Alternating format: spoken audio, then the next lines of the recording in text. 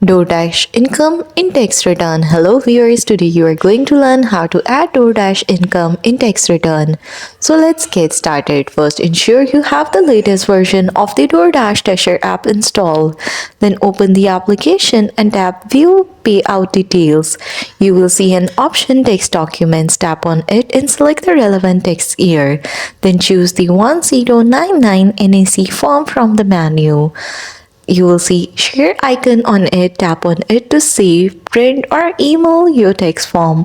If filing taxes yourself using software like TurboTax, H&R Block or TaxAct, go to the self-employment or 1099 NEC section. Enter the information exactly as it appears on your 1099 NEC. Report any business-related expenses.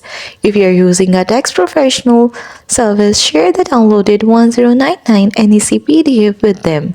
Or if you remember that keep records of expenses such as mileage, phone, internet, gas, and car maintenance to reduce taxable income. If you earn less than $600, you might not receive a 1099, but you are still required to report your income. And that's all. That's how you will be able to add your DoorDash income in tax return.